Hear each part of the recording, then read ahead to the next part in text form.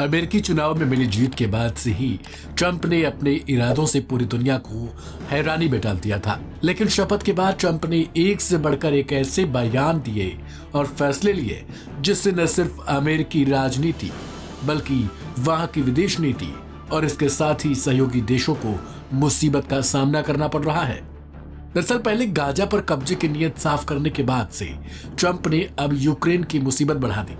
यहां तक कि यूक्रेनी राष्ट्रपति जेलेंस्की को तानाशाह तक करार दिया है। ध्यान रखने वाली बात यह है कि ये वही अमेरिका है जिसने यूक्रेन को मदद का भरोसा देकर युद्ध की आग में झोंक दिया। रूस को अमेरिका ने नेस्तनाबूद करने तक की धमकी दी थी और कहा था कि यूक्रेन को अगर उसकी तरफ आंख उठाकर भी देखा तो रूस का कोना कोना चला देंगे। लेकिन बाइडेन के सत्ता में रहने तक यूक्रेन को भरपूर मदद मिलती रही, परंतु ट्रंप के सत्ता में आने के बाद से रूस और राष्ट्रपति पुतिन के साथ नरमी दिखा रहे हैं। ट्रंप के हालिया बयानों को देखते हुए जानकारों का मानना है कि अब डोनाल्ड ट्रंप युद्ध खत्म करने के विचार में है।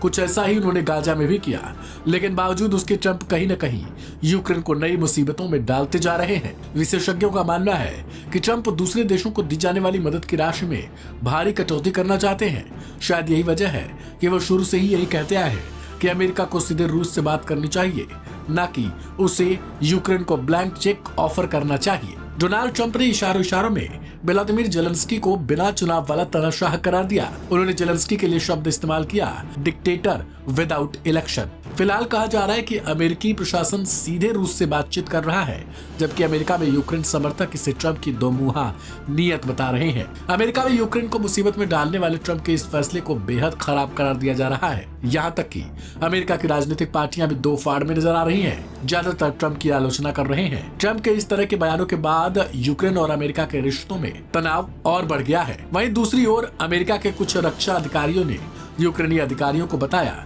कि अमेरिका यूरोप में अपनी सैन्य उपस्थिति कम करने पर विचार कर रहा है। साथ ही अमेरिका और यूक्रेन के बीच रेयर अर्थ मिनरल्स को लेकर प्रस्तावित समझौता अधर में लटक गया। यानी कुल मिलाकर देखा जाए तो यूक्रेन अब अमेरिका के इशारों पर चलकर बुरा फंस चुका है। अगर अमेरिका ने साथ छोड़ा तो रूस यूक्रेन पर मुसीबत बनकर टूट सकता है और पल भर में ही यूक्रेन एक नई कहानी बन जाएगा, क्योंकि जिस हिसाब से अमेरिका लगातार अपने फैसलों में रणनीति में बदलाव कर रहा है, उससे कहीं न कहीं देखा यह जा रहा है कि यूक्रेन को मुसीबतों का सामना करना पड़ रहा है। बहरहाल देखना यह दिलचस्प हो जाएगा कि ट्रंप और पुतिन की ये नई वाली मिस्ट्री कब तक चलती है, या फिर क्या आने वाले समय में अमेरिका रूस को किसी नई चाल में फंसा रहा है। इस रिपोर्ट में फिलहाल इतना ही। बाकी की तमाम अपडेट्स के लिए सब्सक्राइब करें लाइव हिंदुस्तान।